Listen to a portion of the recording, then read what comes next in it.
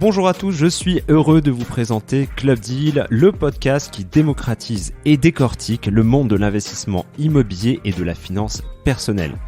Je suis Loïc Audet et depuis 10 ans, en cofondant ImmoCities, j'ai bataillé afin de rendre l'investissement locatif accessible au plus grand nombre en accompagnant des milliers d'investisseurs à bâtir ou développer leur propre patrimoine immobilier. Et dans cette toute nouvelle saison de Club Deal, je vous propose, en compagnie de mes invités experts et surtout passionnés de finance, de découvrir ensemble les stratégies qui vous permettront enfin de mettre votre argent au travail. Je vous souhaite à tous une excellente écoute.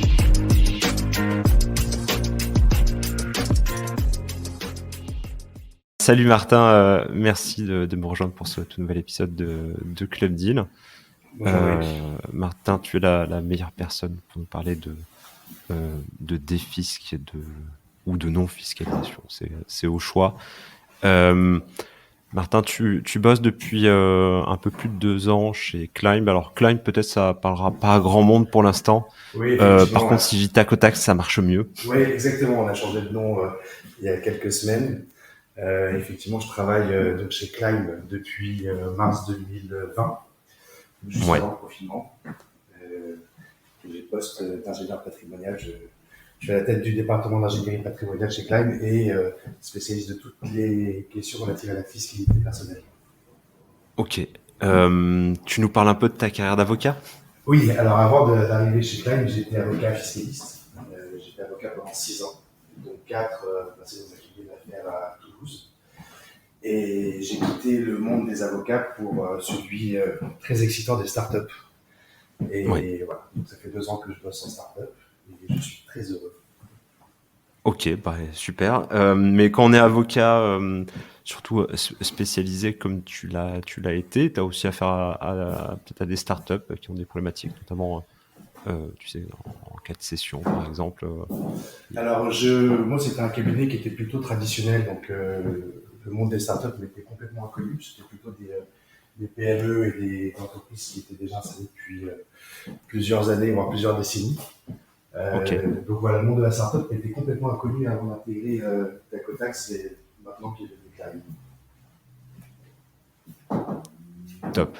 Et du coup, ton aventure Climb, donc, elle commence en 2020. Qu'est-ce qui t'a donné l'idée, bah, tu vois, tu as un poste d'avocat, c'est plutôt confort en quelque sorte. L'univers start-up, donc tu connaissais pas, tu dis bon. Alors en fait, ce qui s'est passé, c'est que bon, j'étais pas très heureux dans ma carrière d'avocat pour diverses raisons, notamment des raisons d'organisation du travail, de pression, de charge de travail. Oui, t'as pas de. En général, quand t'es avocat et pour parler avec de nombreux avocats, dont les nôtres chez ImmoCities, c'est vrai que parfois on a des bizarreries, des avocats qui répondent à 4h du matin, ça arrive. Oui, effectivement. Effectivement, on avait des horaires de travail qui étaient très extensibles, on va dire. Oui, voilà, c'est ça. Et effectivement, on avait des urgences qui pouvaient arriver souvent. Il fallait répondre présent et bon, c'est vrai que concilier ça avec une vie privée, ça peut devenir très compliqué. Ok. Et du coup, vie privée en parallèle peut-être qui a peut-être bouleversé tout ça, ou tu t'es rendu compte qu'effectivement, bon, tu pouvais plus tenir un rythme Après, tel c'est qu'il vrai était. que la profession d'avocat, c'est une profession qui est très enrichissante, mais qui vient aussi d'un revers de médaille qui fait que c'est difficile de concilier une vie privée. On travaille beaucoup, on a beaucoup de pression. Et le fait de changer pour l'entreprise, c'est vrai que ça met une grande bouffée d'oxygène. Bon, après, je ne veux pas dégoûter les auditeurs qui souhaitent. Non, ceux qui sont en train de passer le barreau, faut pas. Non, c'est bien. C'est un très beau métier, c'est un très très beau métier. Après, il faut avoir la chance de tomber sur des environnements bienveillants qui permettent de concilier justement une vie de famille ou une vie privée. Mais c'est pas toujours simple. Ok. Si tu devais me décrire le métier d'ingénieur patrimonial, ça fait penser au gestionnaire de patrimoine ou un peu communément appelé à l'ancienne gestionnaire de fortune. Est-ce qu'il y a une différence ou on parle de la même chose? Alors, on parle à peu près de la même chose. Disons que nous, chez Climb, on va accompagner les clients dans la gestion de leurs finances personnelles. Donc là-dessus, effectivement, on va rejoindre un petit peu la profession de gestionnaire de patrimoine, de conseiller en gestion de patrimoine. Moi, mon travail chez Climb, en fait, résulte plutôt de mon expérience en tant qu'avocat, parce que j'ai apporté une expertise fiscale, technique à nos clients. Et donc, ils vont pouvoir bénéficier d'une expérience avocat. Bon, je suis plus avocat, donc j'ai plus le droit de faire de conseil juridique, puisque c'est un monopole d'avocat. Mais t'as le droit d'en parler, mais pas le droit de l'écrire. Exactement. J'ai le droit de délivrer de l'information et donc expliquer les régimes. Donc moi, j'ai accompagné nos conseillers en finances personnelles, qu'on appelle les CFP chez nous. Et donc, je vais intervenir sur un rendez-vous avec eux pour justement apporter une expertise fiscale qui va venir consolider leur discours commercial. Okay. Donc là-dessus, c'est pour ça que ça se ressemble un petit peu. Mais bon, après, voilà, je suis plus avocat, donc je peux plus suivre du contentieux, je peux plus suivre un contentieux, et je peux pas les accompagner sur des montages, par exemple, parce que là, ce serait du conseil juridique. Et là, la mission de Climb s'arrête ici. Ok. D'ailleurs, en quelques mots, si tu devrais expliquer à une personne âgée ou à un très jeune enfant à quoi sert Climb, donc à quoi sert Tacotax? Climb, anciennement Tacotax, on va accompagner justement des particuliers dans la gestion de leurs finances personnelles pour atteindre des objectifs de vie. Donc l'idée, c'est voilà, quand on commence à rentrer dans la vie active, on va commencer à payer les impôts. L'idée, c'est de voir ce qu'on peut faire avec ces impôts. Est-ce qu'on peut les réduire? Est-ce qu'on peut les transformer en quelque chose d'autre? Est-ce qu'on peut se constituer un pécule pour la retraite? Est-ce qu'on peut augmenter son patrimoine? Voilà, toutes ces questions-là qui ont un rapport avec les finances personnelles, on va accompagner nos clients, quel que soit le profil, quel que soit l'âge, dans la recherche de leurs objectifs de vie. Là, c'est pour acquérir leur résidence principale. D'autres, c'est pour se constituer des revenus complémentaires, pour augmenter leur patrimoine. D'autres, c'est pour se constituer un pécule pour la retraite, pour penser à l'avenir de leurs enfants. Tout ça, on peut accompagner parce qu'on a des solutions pour les accompagner dans leur choix de vie. Ok. Les solutions, elles sont... bon, même si j'ai un peu ma réponse, mais pour le plus grand nombre, les solutions sont internalisées, c'est-à-dire est-ce que vous avez vous-même des produits financiers ou vous conseillez des produits financiers émanant de partenaires divers et variés? Voilà, c'est ça. Nous, en fait, on est des intermédiaires. C'est-à-dire qu'on n'a pas de produit en tant que tel, on ne produit pas des solutions. On a des partenaires qui proposent des solutions, que ce soit en matière immobilière, en matière de retraite, en matière d'investissement. Et en fait, on a plusieurs partenaires dans chaque catégorie de produits. Et en fonction des besoins de nos clients, on va les orienter vers tel ou tel produit, tout en leur apportant une expertise avec des projections à court terme, à moyen terme, à long terme, pour les aider à faire leur choix. Okay. Mais nous, on n'est que des intermédiaires. C'est-à-dire qu'on ne propose pas de produit en tant que tel. Il n'y a pas de produit Climb, on n'a pas créé de produit particulier. Ok. C'est dans les tuyaux, ça, ou pas du tout? Pardon? C'est dans les tuyaux, c'est quelque chose qui pourrait voir le jour? Bon, je ne vais pas parler à la place des dirigeants, mais effectivement, c'est des rêves qu'on caresse un petit peu. Ok. Sur certains choses, du coup, malheureusement, on peut en parler plus. Ouais, là, je comprends. C'est l'avocat qui parle. Du coup, je me posais une question assez simple, mais au final, d'un point de vue responsabilité, la responsabilité de la plateforme Climb, même si effectivement vous êtes sur la partie conseil intermédiation, est-ce que il y a une responsabilité qui est clairement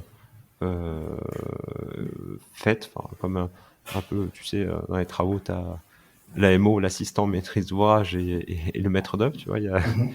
Tu es quand même responsable de quelque chose puisque tu as donné des conseils. Bien sûr, parce qu'on est tous les conseillers chez Climb ont passé des certifications AMF. Oui. Donc oui, on a une obligation de conseil dans tout ce qu'on dit. On ne peut pas dire n'importe quoi et puis après se cacher sur le fait qu'on n'est pas responsable. Donc évidemment, tout ce qui sort de chez Climb, toutes les prises de position qu'on va avoir, tous les conseils en investissement qu'on va donner, on est responsable de ce qu'on conseille à nos clients. Le client peut se retourner contre nous si on a fait un défaut de conseil et que un investissement défiscalisant qui aurait été mal fait, par exemple, que la personne n'obtient pas la réduction d'impôt ou l'avantage fiscal auquel il aurait pu prétendre, évidemment, on peut se retourner contre nous. Et si, évidemment, on a eu un défaut de conseil, la responsabilité peut être engagée. Ok.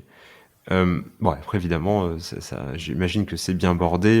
Et la petite phrase, les performances passées, les performances futures, tout ça, c'est marqué sur chaque document en bas de la page, en gros, en gras, en souligné. C'est un peu la base, effectivement, quand on investit dans tous les cas. Voilà, on ne promet pas non plus la lune. On dit pour tous les investissements, il y a toujours un risque de perte en capital. Ça, c'est la base dans tous les investissements financiers.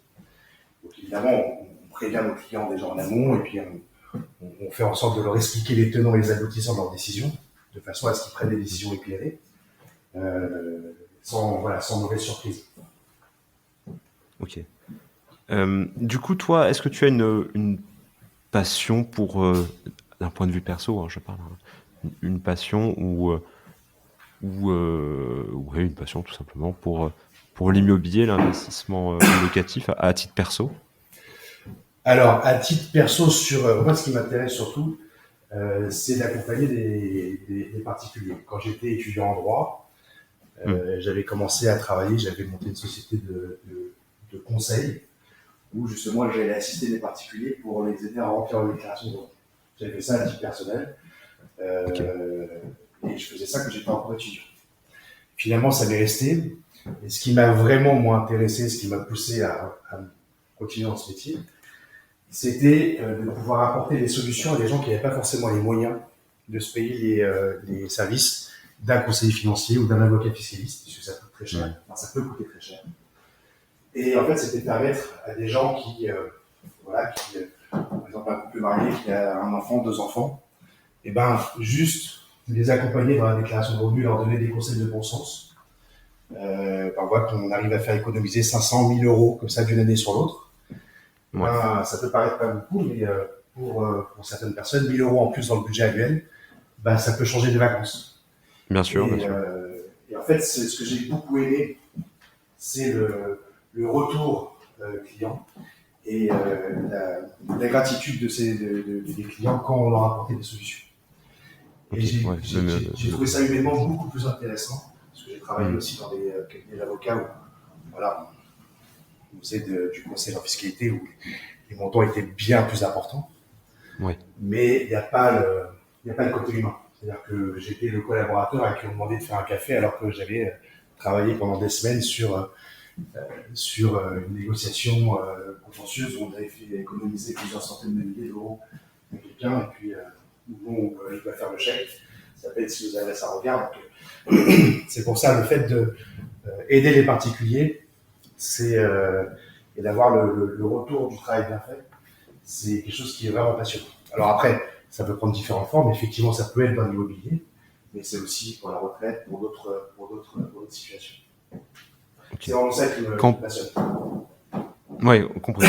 Et quand on parle, alors, qu'on dise, hein, quand on parle de réduction d'impôts, évidemment, on parle de choses qui sont forcément légales, ça va de soi. Bien sûr. Mais l'idée n'étant pas de pas en payer, l'idée c'est qu'il existe plein de leviers, ou en tout cas de moyens de réduire son imposition, mais généralement, quand on parle réduire son imposition, c'est parce que derrière, il y a un dispositif qui permet de faire quelque chose qui soit plutôt positif pour l'économie française. On va parler certainement du Pinel, mais l'idée, c'est quand même de proposer des logements neufs à des locataires à un moment donné. Donc, Exactement, c'est exactement ça. En fait, les dispositifs de défiscalisation partent d'une politique fiscale où l'État en fait se désengage de certains investissements publics et va orienter par le biais justement de la carotte fiscale l'épargne des particuliers vers tel ou tel programme. Par exemple, comme tu viens d'en parler, pour le Pinel par exemple, évidemment l'idée c'est qu'on a besoin de 500 000 logements neufs par an en France. Et ben, au lieu d'utiliser les fonds publics pour construire ces logements, l'État va préférer inciter les particuliers à utiliser leur épargne pour justement investir dans l'immobilier neuf. Et comme ça, lui, il se désinvestit de ces investissements, et les particuliers, eux, bénéficient d'une réduction d'impôt. Voilà. Donc, c'est la mais grande c'est différence. ça qu'il faut, ouais, c'est ça qu'il faut bien comprendre. Bon, je paye des impôts comme toi, comme chacun, en fonction de nos revenus, en fonction de plein de choses. On le paye pas avec forcément le sourire, mais on le paye parce que ça va de soi, et c'est comme ça, et c'est tout à fait normal. Et je pense qu'il faut arrêter de pointer du doigt les personnes qui souhaitent défiscaliser, même si le mot est, je pense, aujourd'hui assez fort, mais bref, réduire un peu l'empreinte imposition, sachant que tous les dispositifs sont mis en place, effectivement, comme on l'a dit, pour quelque part aider l'économie globale. Et de toute façon, c'est un cercle, hein, ça finit toujours par tourner et servir à quelqu'un d'autre, quoi qu'il arrive, quoi. Si ça ne sert pas en forme d'impôt, ça servira sous forme de logement. Et je pense que c'est d'autant plus efficace pour le problème de logement en France. Clairement. C'est exactement ça. Pour te donner un exemple, si tu veux, à chaque fois qu'on a de nouveaux collaborateurs qui arrivent chez Klein, je fais une formation, ce qu'on appelle en interne la formation ambassadeur, qui est une formation, en fait, une sorte d'initiation, la formation 101 de l'impôt sur le revenu. Et la première chose que je dis, c'est qu'il faut bien faire la distinction entre optimisation fiscale et fraude ou évasion fiscale. Puisque, effectivement, les gens ont tendance à confondre un peu ces deux notions. Et tu l'as très bien dit, effectivement, quand il y a des gens qui veulent faire de la défiscalisation, on leur dit « Oui, mais c'est de l'argent qui ne va pas aller dans les caisses de l'État ». Ben, c'est pas complètement vrai, parce que l'optimisation fiscale, c'est juste utiliser des dispositifs qui ont été mis en place par l'État, par la loi, et qui permettent en fait effectivement de réduire son impôt, mais en échange d'investissement dans l'économie réelle. Donc en fait, comme tu le dis, c'est exactement ça, c'est que l'argent ne va pas aller directement dans les caisses de l'État, mais il va être investi dans d'autres secteurs de l'économie qui en ont besoin. Donc au bout du compte, c'est un circuit et ça reste un circuit économique. Alors que la fraude ou l'évasion fiscale, la fraude, on va soustraire de l'argent à l'impôt, donc c'est de l'argent qui ne va pas rentrer dans la caisse de l'État, mais qui ne va pas non plus être réinjecté dans le circuit de l'économie. Et l'évasion fiscale, on va sortir carrément l'argent du circuit économique. Donc dans ces deux cas-là, dans ces deux derniers cas, finalement, c'est de l'argent qui n'a pas été injecté dans l'économie et dont l'État ne peut même pas bénéficier pour investir dans les infrastructures, investir dans les écoles, dans les hôpitaux, dans les routes, dans l'entretien de l'armée, etc. Alors que l'optimisation fiscale, on va juste redistribuer sans que ça passe par les caisses de l'État, mais dans l'économie réelle. Ouais. Sachant aussi, bon, il y a certains, on peut faire en étant particulier ou je vois à mon échelle, quand tu as des chefs d'entreprise et il y a des mouvements de titres, des choses comme ça. Des fois, si t'es pas bien informé, aussi tu peux avoir ce qu'on appelle des doubles frottements fiscaux. Des frottements fiscaux, ça veut dire que voilà, en gros, on paye 2 fois de l'impôt sur un truc qu'on aurait pu en payer qu'une seule fois. Donc c'est bien d'être conseillé quand on le peut, et je trouve ça très bien de démocratiser un peu cette partie-là qui effectivement était quand même réservée à une élite jusqu'à présent. Enfin, faut pas se voiler la face, clairement. À part des trucs un peu basiques du nombre de parts, des choses comme ça. Enfin, ça va pas forcément beaucoup plus loin pour la grande majorité des ménages, quoi. Mais tu as parfaitement raison. On n'est pas tous des James Bond de la fiscalité. On n'est pas tous,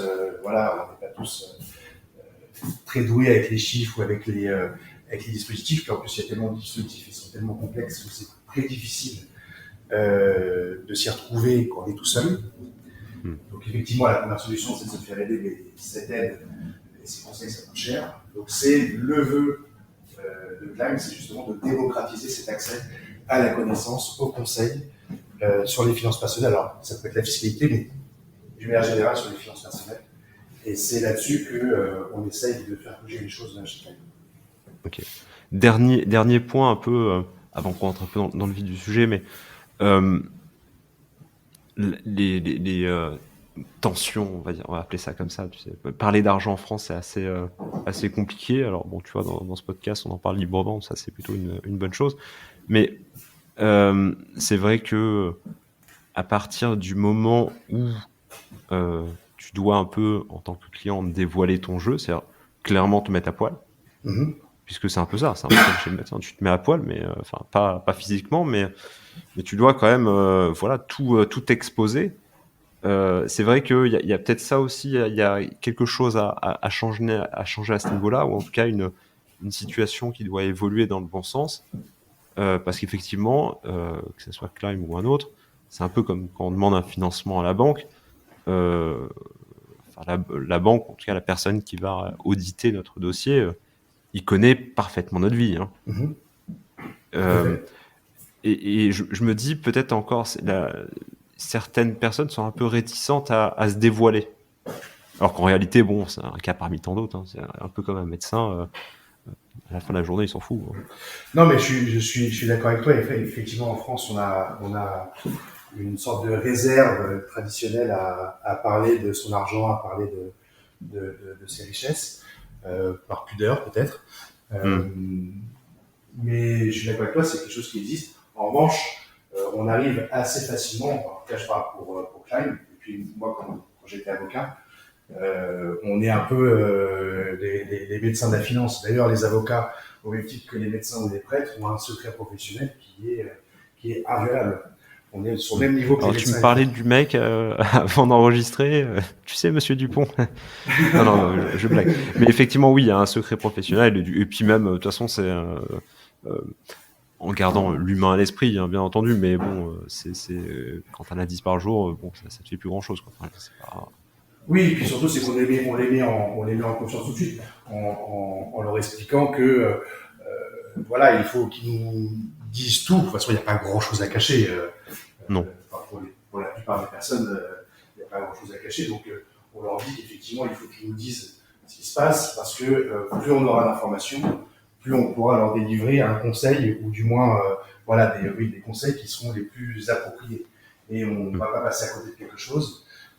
Un exemple tout simple, quelqu'un qui veut faire un investissement qui a déjà un investissement Pinel, par exemple, s'il ne nous en parle pas, eh ben, on ne pourra pas établir, on ne pourra pas savoir si on aura atteint le plafond.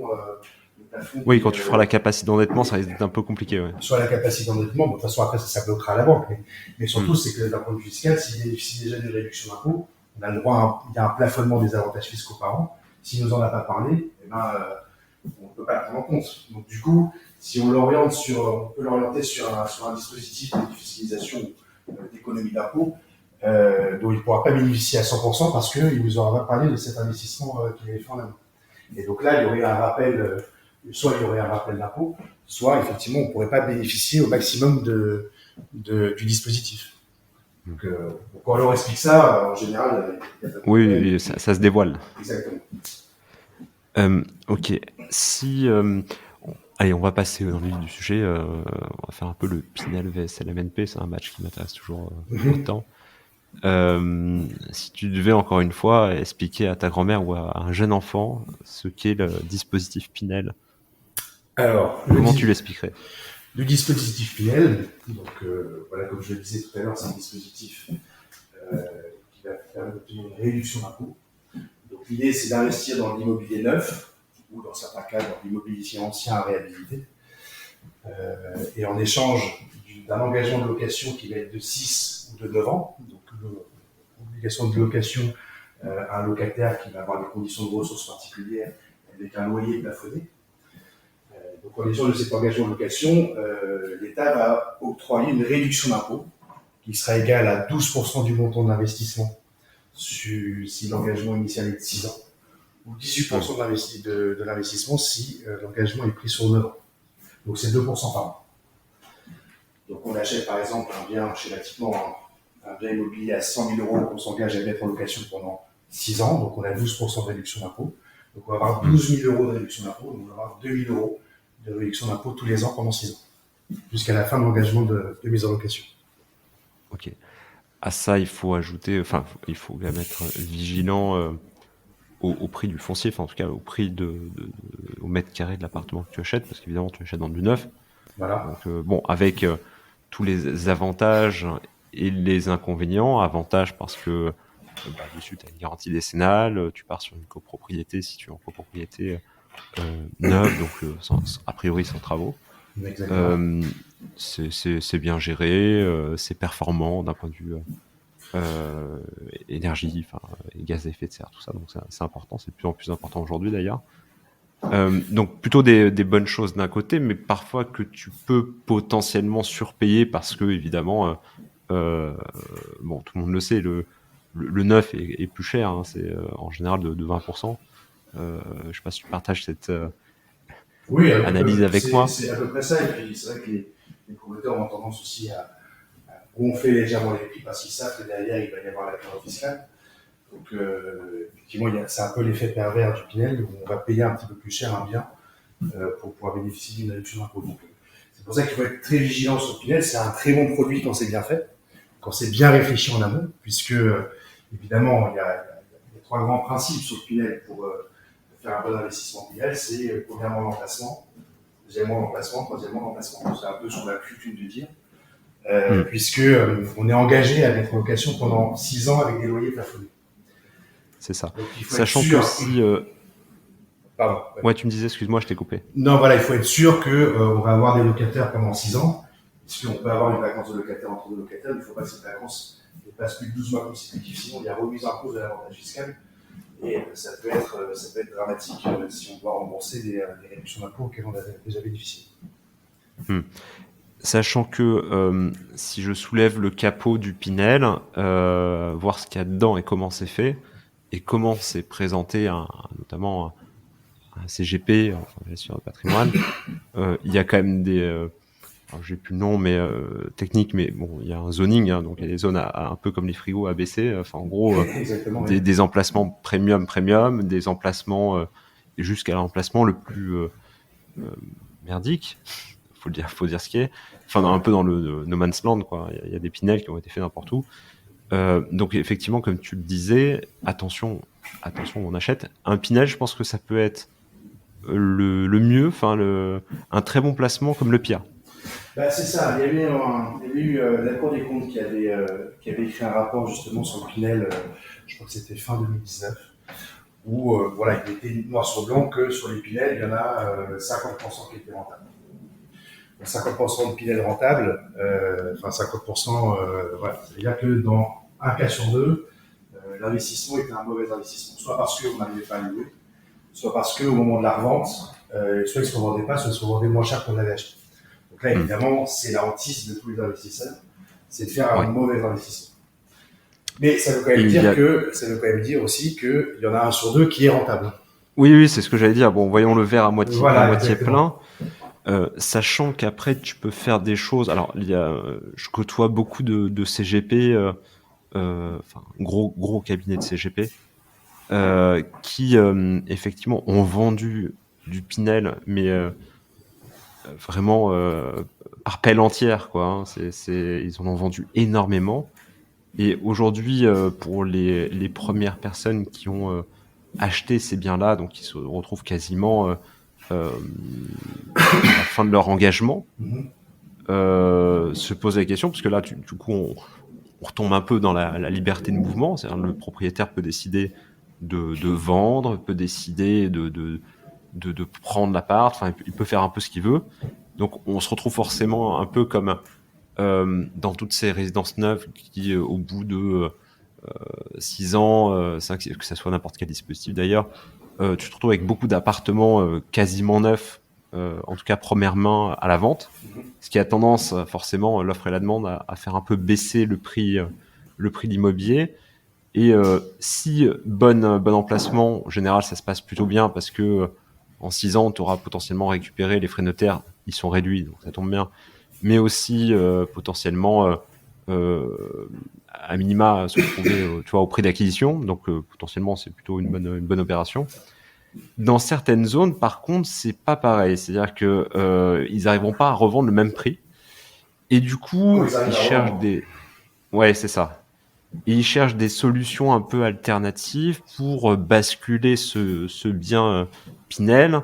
D'ailleurs, il y a une expression que tu vas certainement connaître, je me suis fait pineliser. Ça veut dire ce que ça veut dire. Ça, je pense, c'est pour les 50% qui, avec qui ça c'est. C'est le verre à moitié vide. Ouais, c'est ça, c'est le verre à moitié vide. Donc, quand je me suis fait pineliser, c'est-à-dire, bon, j'ai investi dans le Pinel et c'était pas forcément très adapté à mes besoins. Et du coup, des personnes qui cherchent des solutions pour désormais meubler ces logements et les mettre en location à l'MNP parce qu'évidemment, il y a plus de raison de les louer en vide et de passer sur une imposition qui n'est pas à leur avantage, quoi. C'est exactement ça, c'est d'ailleurs ce qu'on appelle les Pinel au carré. C'est-à-dire qu'on va recycler le Pinel pour en faire de la location meublée derrière. C'est ça. Bon, j'avais cette expression en tête, je voulais que tu la dises. Donc oui, effectivement, voilà, le Pinel au carré, c'est un Pinel qui s'est fait pimper, voilà.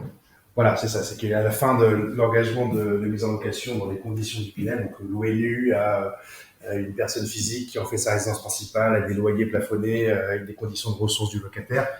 Une fois qu'on a fini cet engagement initial, soit de 6 ans, soit de 9 ans, soit pour ceux pour qui le verre était à moitié plein et qui sont contents de leur investissement, qui sont passés jusqu'à 12 ans, effectivement, à l'issue de l'engagement de location, qui aurait pu être reconduit, ils ont toujours la possibilité de le louer meublé. Donc, ils investissent, ils achètent un frigo, un lit, une table, des chaises, un canapé, etc. Ils meublent leur appartement et ils le mettent en location meublée. Et là, c'est effectivement un autre régime fiscal qui s'applique.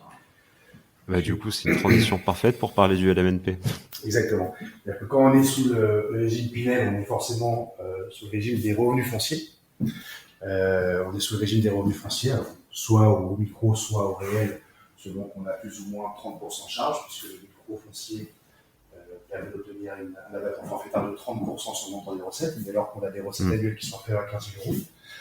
Mais si on a des charges qui sont supérieures à 30 000 euros, à 30%, pardon, on a tout intérêt à faire du régime réel d'imposition et donc à déduire les charges pour leur montant réel et justifié. Attention toutefois, puisque dès lors qu'on opte pour le régime réel d'imposition, on est obligé de rester au régime réel pendant 3 ans. Donc, une personne qui voudrait faire des travaux dans son appartement, donc du coup aurait intérêt à se mettre au réel au titre d'une année, mais que pour les années suivantes, le régime du micro c'est plus intéressant. Il faut faire un calcul pour lisser justement les charges sur 3 ans pour voir si c'est intéressant. Oui, on peut vite arriver à une situation où pendant 3 ans, va falloir serrer les dents, quoi. Voilà, et donc on pourra juste déduire les charges de propriété, la taxe foncière. Bon, après, une fois qu'on met tout bout à bout, on arrive bon an, mal an à 30%.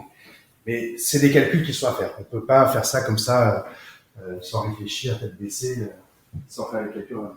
Et donc, à l'issue de cet engagement de location, on a la possibilité, si on veut, de meubler son appartement et de le mettre en location meublée non professionnelle. Et donc là, on change de régime, on n'est plus dans les régimes des revenus fonciers, mais dans le régime des bénéfices industriels et commerciaux. Pourquoi ? Parce que le fait de meubler l'appartement, on fournit une prestation de service. La prestation de service des meubles. Le fait qu'on fournisse une prestation de service, du coup, ça fait une activité commerciale. C'est pour ça qu'on bascule dans la catégorie des bénéfices industriels et commerciaux. C'est ça, où il faut son numéro d'identification, un peu comme Alors, tant qu'on est non professionnel, c'est pas obligatoire, c'est recommandé, mais c'est pas obligatoire. En revanche, si on dépasse 23 000 euros de recettes dans l'année et que ça représente que les recettes générées par le bien immobilier dépassent l'ensemble des autres revenus professionnels du ménage, là on devient professionnel. Là, il y a l'obligation de l'immatriculation de l'URSSAF. Exactement. Du coup, quand on parle LMNP, il y en a un, on va parler de défisc, là on va parler un peu plutôt de fiscalité douce ou de non-fiscalisation. Est-ce que tu peux me parler justement de la baguette magique de l'amortissement, parce que c'est, je pense, qui est plus étonnant dans le LMNP. Tout à fait. La grande différence qu'il y a entre les deux régimes, entre revenus fonciers et LMNP, c'est qu'en LMNP, vu qu'on est sur une activité commerciale, du coup, il y a les règles de la fiscalité d'entreprise qui s'appliquent. Et donc, on a la possibilité d'amortir le bien immobilier et également les meubles qui sont dans l'appartement. Et donc, l'amortissement, je vous explique un petit peu rapidement quel est l'amortissement, c'est qu'on va déduire sur une période donnée qui va être la durée d'utilisation normale des biens, qui va varier selon les biens. Là, pour un bien immobilier, c'est entre 30 et 40 ans. Ça peut être plus, ça peut être moins. Et donc, on va prendre la valeur du bien immobilier, qu'on va diviser par le nombre d'années d'utilisation. Et en fait, chaque année, on pourra déduire une fraction de la valeur du bien. Donc, si on a un bien qui vaut 100 000 euros et qu'on l'amortit sur 40 ans, et ben, tous les ans, on pourra passer 2 500 euros, un quarantième, 2 500 euros en charge. Ce qui fait qu'on va créer artificiellement, c'est entre guillemets artificiellement, on va créer artificiellement des charges, voilà, qu'on ne paye pas, alors on la paye en son emprunt, etc., mais qu'on ne paye pas, on ne va pas sortir 2 500 euros tous les ans, mais c'est juste qu'on va dire, tous les ans, il y a 2 500 euros qui correspondent à l'amortissement du bien, et donc on va mettre de la charge au même titre que les charges de propriété, les intérêts d'emprunt, les assurances, etc., et qu'on va pouvoir déduire du résultat. C'est ça. Et du coup, oui. Sur du LMNP, parce que voilà, en gros, faut comprendre effectivement, comme tu l'as très bien souligné, le LMNP, ça marche comme une entreprise. Effectivement, une entreprise, un ordinateur, par exemple, qui peut s'amortir. On part du principe que plus on va détenir l'ordinateur et plus il va être obsolète, quoi. Hein, il va être obsolète et à la fin, il vaudra 0. Exactement. Et on part du même principe avec, c'est ça qui est quand même fantastique, on part du même principe avec l'immobilier, sauf que bon, à part une bombe, mais malheureusement, c'est des choses qui peuvent arriver aujourd'hui.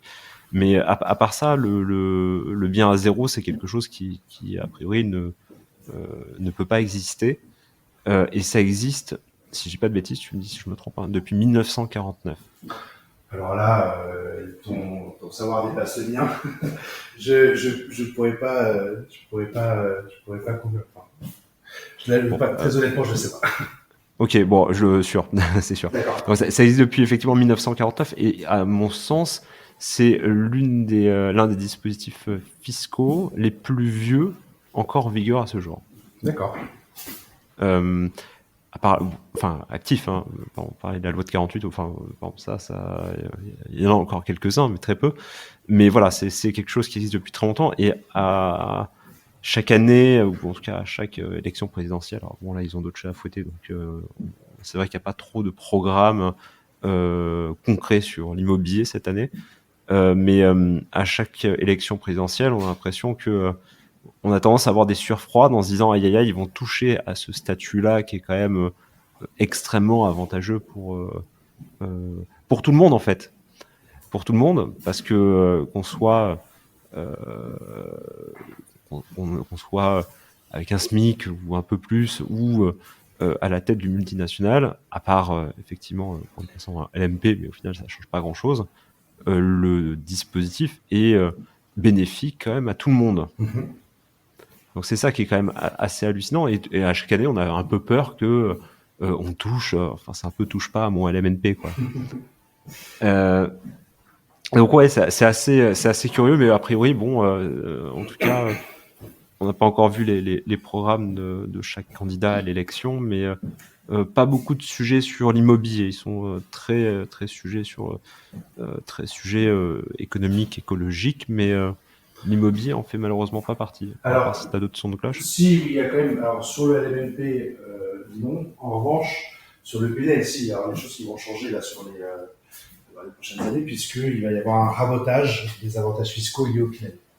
C'est-à-dire que pour les investissements qui vont être réalisés à partir du 1er janvier 2023, les réductions d'impôts dont on va bénéficier vont diminuer de façon assez sensible, puisqu'il va y avoir une diminution progressive des réductions d'impôts sur 2023 et 2024, puisqu'actuellement on est à 12% sur 6 ans, 18% sur 9 ans et 21% sur 12 ans. Donc on a 2% par an les 9 premières années. Et puis pour ceux qui vont s'engager pour une dernière période triennale, 1% sur les 10e, 11e et 12e années. Or, pour les investissements qui vont être réalisés à partir de 2023, Les réductions vont passer de 12 à 10,5 pour les engagements de 6 ans, de 18 à 15 pour les engagements sur 9 ans, et de 21 à 17,5 sur les engagements sur 12 ans. Et 2024, ça va descendre à 9, 12 et 14. Donc, il y a vraiment un vrai rabot qui est en train de s'opérer sur le Pinel. Généralement, les coups de rabot, c'est quoi? C'est la mort du Pinel pour, j'allais dire un Pinel recentré ou. Oui, après depuis plusieurs années, effectivement, on a connu différents dispositifs de défiscalisation immobilière avec le cellier, le borloo et j'en passe. Ouais. Donc ça va peut-être changer pour quelque chose d'autre, mais en tout cas pour le Pinel, les belles années du Pinel là vont prendre fin à la fin de 2022. Ok, t'as pas de, à tout hasard, t'aurais pas une petite baguette magique ou une petite boule de cristal pour me dire si il y a un autre dispositif fiscal qui est dans les tuyaux, parce qu'au final, ce sera toujours à peu près la même chose, en plus ou moins intéressant. Alors pour l'instant, alors moi j'ai pas d'informations magiques. J'ai juste entendu dire qu'effectivement il y aurait peut-être un Pinel vert qui serait dans les cartons, alors qu'il n'y aurait pas d'avantages fiscaux supérieurs au Pinel actuel, mais qui pourrait maintenir les réductions d'impôts actuelles dès lors qu'il y a des engagements environnementaux dans la construction du Pinel. Tout ça est à conditionnel. J'ai pas d'informations vérifiées. Alors peut-être que ça n'a été, que je suis pas au courant, je sais pas tout. Mais j'avais entendu parler de ça, mais j'ai pas eu d'informations plus claires à ce sujet-là. Donc, je préfère pas trop m'avancer. Ok, c'est l'avocat qui parle. Toujours un pied en arrière. Ok. Et du coup, donc Pinel VS versus LMNP. Toi, ta position, je la comprendrai. Enfin, je vais pas répondre à ta place, mais c'est un peu au cas par cas selon. Exactement. J'ai l'impression que le LMNP est un peu plus universel au final, mais peut-être ça c'est mon point de vue. Je sais pas si tu partages celui-là. Disons que le LMNP ça peut être intéressant quand on a déjà un bien, on ne peut pas bénéficier de réduction d'impôt. On a un bien, puisque effectivement fiscalement, quoi qu'il arrive, le régime du LMNP est plus intéressant que le régime du foncier.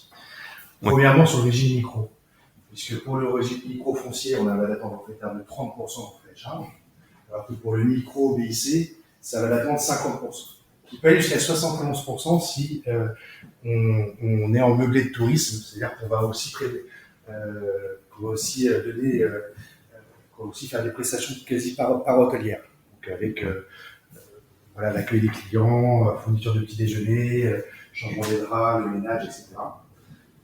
Et là, l'abattement peut aller jusqu'à 71% de recettes. Donc là, c'est pour les régimes micro. Les régimes micro en PIC sont plus intéressants que pour le foncier. Et deuxièmement, quand on est au régime réel, déjà, l'amortissement qui permet de gonfler encore plus les charges et donc du coup d'arriver à un revenu quasi nul, enfin un revenu imposable, j'entends, qui va être nul, donc officiellement c'est neutre. Et quand on est en professionnel, du coup, même si on crée plus de déficit, ce déficit peut être imputable sur le revenu global. Ce qui est intéressant par rapport aux non-professionnels, puisque non-professionnels, on a une tunnelisation des déficits, ce qui fait qu'on peut imputer ces déficits BIC que sur des bénéfices de même nature les années suivantes. Le reportable, quoi. Voilà. Le fait d'avoir une activité à titre professionnel permet de pouvoir imputer ces déficits sur le revenu global, sans limitation. Donc ça peut être très intéressant fiscalement d'être au régime réel professionnel. Bon, après, il faut remplir des conditions de recettes et d'importance dans le revenu global. Oui. Mais voilà, la grande différence avec entre le pro et le non-pro réside ici. Ok. Tu as dû avoir le cas, à mon avis, à plusieurs reprises. Et c'est des questions qui me sont souvent posées par des auditeurs, et j'avais fait un épisode d'ailleurs là-dessus. J'ai appelé ça le beurre et l'argent du beurre. C'est la personne qui achète un bien immobilier dans le but de le louer, qui achète un bien immobilier vide, qui fait ce qu'on appelle du déficit foncier, donc elle engage à grands frais, un rafraîchissement, enfin plus qu'un rafraîchissement, une rénovation potentiellement lourde. Et du coup là, elle se pose un problème parce qu'elle, en fait, elle souhaiterait utiliser le LMNP, mais en même temps, le déficit foncier, ça peut être bien pour potentiellement baisser son imposition. Donc en général, c'est des personnes qui mettent en location des appartements qui sont meublés, mais loués en bail vide.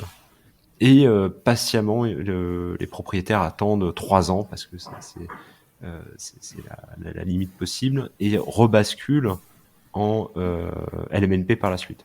Donc, je pense que tu as compris un peu le montage. Donc c'est j'achète en déficit foncier, j'attends 3 ans, je passe en LMNP. Mhm. Donc ça c'est oui, ça a l'air très commun. Vu ta réaction, c'est que Non, oui, c'est très classique. non, mais effectivement. Après bon, c'est jamais une bonne idée d'essayer de contourner l'esprit d'une loi, mais effectivement, c'est quelque chose qui c'est des schémas qui se retrouvent régulièrement, effectivement. Après, il faut faire attention parce que quand on génère du déficit foncier, on est obligé de rester en foncier jusqu'à 3 ans qui suivent l'épuisement du déficit. Donc ça arrive, il y a des gens qui fassent justement cette période et qui ne respectent pas les 3 ans, et donc ils sont retoqués parce que du coup il y a réintégration des déficits dans le revenu imposable. Et là, officiellement, ça peut faire mal. Ouais, complètement. J'ai eu des cas un peu rigolos aussi en client, notamment client CGP, c'était quoi? Bon, en gros, bonjour ImoCity, je voudrais faire acheter à ma cliente un studio à Paris, très bien placé, tu vois, 1, 2, 3, 4, 5, 6, quoi. Enfin, tu vois, vraiment au centre de Paris, pour moins de 100 000 euros, avec 200 000 euros de travaux. Je fais purée. Bon, un peu des aberrations comme ça, des trucs qui n'existent pas forcément. Pour justement charger la mule, hein, parce que j'ai l'impression que la demande allait dans ce sens-là, et l'idée c'était effectivement de maximiser les travaux pour gommer de l'imposition certainement, mais après bon, faut quand même que ça soit un peu en corrélation avec le marché. Non plus, on n'est pas magicien, on sait pas tout faire.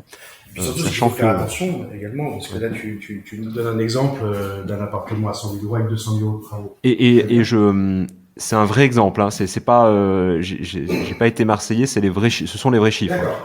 Tu vois, si j'avais eu la cliente au téléphone, je l'aurais mis en garde tout de suite, en disant attention, parce qu'effectivement, on pouvait créer du déficit, ce déficit est imputable sur le revenu global, mais dans une certaine limite. Dans une limite de 10 700 euros par an. C'est-à-dire que quand on génère du déficit foncier, on peut l'imputer sur le revenu global, mais dans une limite de 10 700. Et le reliquat, il est reportable sur les années suivantes pendant 10 ans. Mais si on a 200 000 euros de déficit et qu'on n'a pas de rentrée derrière, au bout de 10 ans, on n'aura imputé que 107 000 euros. Ce qui fait que les 93 000 euros de déficit restants, on ne peut pas les imputer, ils sont perdus. Ouais, complètement. Donc c'est pour ça qu'il faut faire attention, il faut avoir une vision aussi à moyen terme ou à long terme dans ce genre de montage. Parce qu'il faut quand même générer un petit peu de recettes aussi pour pouvoir quand on a trop de déficit, c'est bien d'avoir du déficit, mais c'est bien aussi de calmer ce déficit-là, de le limiter de façon à pouvoir l'absorber, parce que si on en a trop, on ne peut pas l'absorber. Et si on ne peut pas l'absorber, il va être perdu au gouvernement. Bien sûr. N'empêche, ce qui est dommage, c'est que ça aurait été la studette la plus belle de Paris, je pense. C'est possible, avec une terrasse et une piscine. Ah oui, une piscine, enfin tout, marbre au sol et plafond, parce que tant qu'on y est, c'est quand même vachement plus sympa.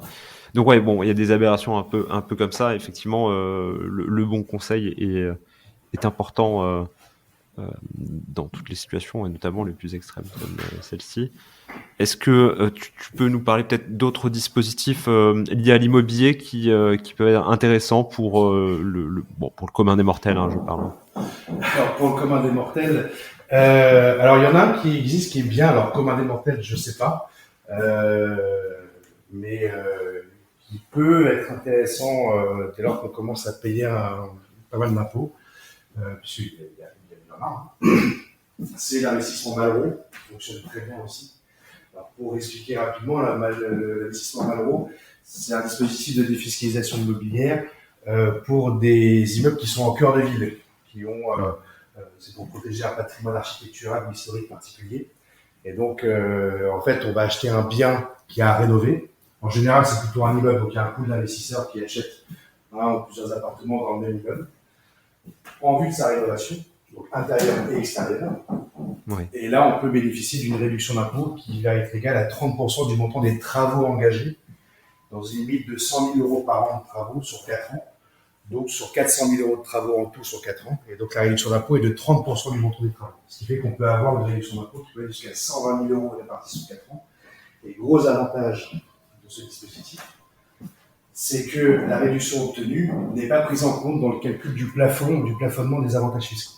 Ce qui veut dire qu'on peut avoir jusqu'à 30 000 euros de réduction d'impôt qui vont venir en plus du plafond de 10 000 euros auquel pourrait être soumis le Pinel, par exemple. Ok. Donc oui, là effectivement, c'est le maxi. Bon, après, comme tu dis, on est sur des pieds d'immeubles, des choses comme ça. Voilà, là, on est quand même sur des investissements qui sont un petit peu plus importants que le Pinel, puisque pour rappel, le Pinel, on obtient une réduction d'impôt dans une limite d'investissement de 300 000 euros. Oui. Ce qui veut dire qu'on peut avoir une réduction d'impôt maximale par appartement qui est de 6 000 euros. Là, on voit bien que sur un Malraux, on peut aller jusqu'à 30 000 euros par exemple. Oui, on déplafonne complètement. Et non plafonné, effectivement. Ouais. Mais après, il y a encore, si on a vraiment beaucoup d'argent, on a encore des dispositifs qui sont plus intéressants. Je pense notamment au monument historique. Monument historique, ouais, c'est ce que j'allais te dire. Où là, on va faire, on peut créer du déficit foncier. Alors, il faut que le monument historique, ça va être des châteaux, ça va être des immeubles classés, monuments historiques, qui doivent être mis en location. Et là, dès lors qu'on fait des travaux, et qu'on crée du déficit, ce déficit est imputable sur le revenu global sans limitation. Donc là, on est même plus plafonné par les 10 700 euros. Donc là, quand on achète un château, on refait toute l'aile ouest et on en a pour 700 000 euros de travaux. On voit bien que voilà, on ne paye plus d'impôt pendant 10 ans. Quoi. C'est un trou noir à fiscalité. Bon. Oui, d'accord, complètement. Il y a bon, après, de manière un peu plus, terre à terre. Ouais, plus terre à terre. Donc, tout ce qui est, j'ai ma réponse, mais crowdfunding immobilier, tout ça, bon, là, il n'y a pas grand-chose à faire. C'est sympa parce que c'est très simple à mettre en place, mais on est sur de la flat tax, si je dis pas de bêtises, donc 30%. Alors, le crowdfunding immobilier, on n'en fait pas chez Climb. Donc, c'est un régime que je connais un peu moins. En revanche, on fait des SCPI qui doivent correspondre un petit peu au même principe. Des SCPI où, en fait, on va investir dans une société qui va détenir des dizaines d'immeubles. Il va y avoir des dizaines ou des centaines d'immeubles avec des centaines ou des milliers de locataires. Et voilà, on va récupérer les loyers. Donc, qui vont être imposés à l'impôt sur le revenu au même titre que la location d'un Pinel, par exemple. On a payé des revenus fonciers. Là, c'est un ticket d'entrée qui est très accessible, puisqu'on peut commencer à devenir propriétaire pour quelques centaines d'euros. C'est la première porte d'entrée dans le marché de l'immobilier, avec un risque qui est très limité, puisque justement, il y a une diversification géographique des investissements et une mutualisation des risques, puisque quand on a un Pinel, on n'a pas de locataire, on n'a pas de rentrée. Quand on a un millier de locataires et qu'il y en a un qui ne paye pas, le risque est complètement dilué dans la masse des locataires. Donc voilà, et on a des SCPI aujourd'hui qui ont le marché de l'immobilier est quand même un marché qui est relativement stable. Et donc on a des rentabilités qui sont assez stables sur les dernières années. Et en plus, ça peut être pour rentrer dans le marché de l'immobilier, c'est une bonne solution, c'est une bonne porte d'entrée. Oui, complètement. Et sans s'emmerder, aller en signature notaire, subir des travaux, etc. Exactement. C'est ce qu'il faut surtout noter. Et évidemment, bon, sans leur faire de publicité, mais je les trouve particulièrement performants pour tout ce qui concerne les CPI, c'est Quorum XL, où ça va un peu plus loin parce qu'on est sur c'est européen, quoi. Donc ça permet de diversifier et de pas rester que sur du marché franco-français, mais d'aller chercher un peu de perf ailleurs en Europe, sachant que bon, de mémoire, enfin les performances passées, je suis pas performance future, tout ça, bon ça on le connaît, mais on est sur du 6 points. Alors j'ai pas les derniers chiffres, mais c'est quand même assez énorme. Oui, non, effectivement, ils ont des rentabilités qui sont très impressionnantes, mais ils n'ont aucun fonds propre. Donc c'est parce qu'ils distribuent l'intégralité des loyers qu'ils perçoivent. Il y a d'autres SCPI qui ont des rentabilités qui sont peut-être un peu moins élevées, mais qui sont un petit peu plus fournies et donc qui vont garder en réserve une partie des loyers pour justement faire face en cas de baisse du marché. On a eu un exemple très criant ces dernières années avec la crise Covid, et notamment un ralentissement de l'immobilier de bureau. Et donc, du coup, il y a certaines SCPI qui gardent en réserve une partie des loyers, qui leur permet de maintenir une rentabilité, puisqu'elles vont piocher dans les réserves pour maintenir les loyers qu'elles distribuent à leurs actionnaires.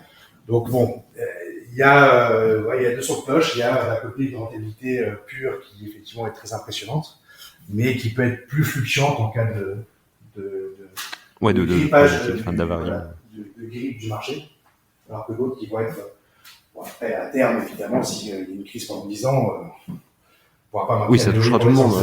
Les caisses seront vides pour tout le monde. C'est une question de temps. Mais voilà, pour faire face à un problème ponctuel, même sur une année, ça peut être intéressant d'investir dans les SCPI qui ont un petit peu de liquidité pour leur permettre de faire face à ce genre d'année. Ok. Bon, là, sachant que, soit dit en passant, la petite problématique de la SCPI, c'est le marché secondaire. Trouver un acheteur en face, enfin entre guillemets, bon, c'est géré, hein, bien entendu, mais on peut pas en sortir d'un simple clic, quoi. Hein, c'est un peu alors c'est vrai que c'est pas, c'est quand même beaucoup plus liquide que l'immobilier des plans directs, ça c'est certain. Ensuite, il y a certaines SCPI qui rachètent leur propre part pour les revendre aux actionnaires. Donc ça, c'est en gestion interne. C'est les SCPI qui gèrent elles-mêmes leur marché secondaire. Il y en a qui le font, d'autres qui le font pas.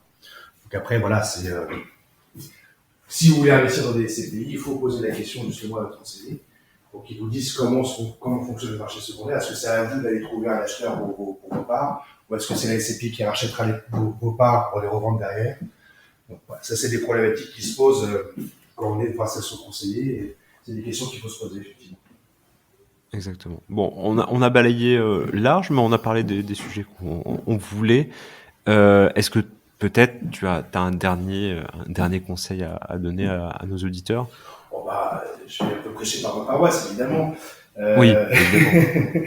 Là, c'est juste pour vous dire que, voilà, chez Klein, nous, on accompagne donc, les particuliers dans la gestion de leurs finances personnelles. Je tiens à dire quand même que toutes les interventions, que ce soit avec les conseillers ou avec l'ingénierie patrimoniale chez Klein, sont des rendez-vous qui sont pas du tout factuels. Parce que nous, on se rémunère en tant qu'apporteur d'affaires. Donc, c'est nos partenaires qui nous rémunèrent, qui nous versent une partie de nos commissions. Donc, alors déjà, c'est très bien d'avoir l'honnêteté de le dire. Voilà.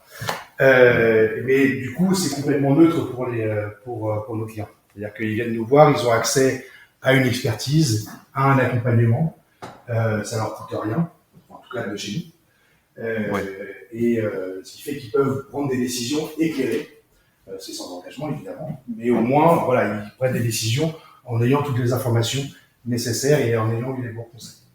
Donc, n'hésitez pas à venir nous rendre visite. On se fera un plaisir de discuter avec vous. Ok, top.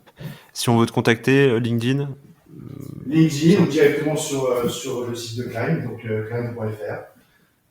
Vous pouvez faire une simulation pour voir si vous êtes éligible à nos produits, puis être contacté par nos conseillers. Puis je crois que, je pense qu'il serait possible de mettre peut-être un lien dans la description du. Oui, je mettrai un lien, si tu veux un lien. On va juste cliquer en dessous et puis on sera chez nous. Top. Merci Martin, merci beaucoup pour ta participation. Écoute, on a vu, enfin en tout cas on a parlé de. C'est bien parce que du coup on a balayé assez large et puis c'est bien de réexpliquer. Des fois on a un peu la tête dans le guidon, on parle souvent qu'un mono sujet, c'est bien de souffler un peu à ce qui se fait et avoir surtout des bons conseils. Donc s'il faut en retenir, c'est effectivement maintenant le conseil est accessible, si j'ose dire, donc faut en profiter pour pas faire n'importe quoi et optimiser. Donc c'est bien de payer de l'impôt, mais payer de l'impôt justement, à la juste mesure. Voilà. Super Martin, écoute, je te remercie et pour nous auditeurs, pour tous les auditeurs, on se retrouve la semaine prochaine pour un tout nouvel épisode de Club Deal. D'ici là, portez-vous bien, ciao. Bravo, vous avez écouté cet épisode jusqu'au bout. Si son contenu vous a plu, n'hésitez pas à commenter, partager Club Deal autour de vous et à me laisser une note 5 étoiles, notamment sur Apple Podcast. Vous savez, ça m'aide énormément à remonter dans les classements. Et si vous souhaitez me contacter, vous pouvez le faire sur LinkedIn, Loïc Audet, ou sur Instagram, Loïc-OD, AUDET. C'est avec le plus grand des plaisirs que je répondrai à toutes vos questions. Il ne me reste plus qu'à vous souhaiter une excellente journée et je vous dis à très bientôt pour un tout nouvel épisode de Club Deal. D'ici là, portez-vous bien. Ciao.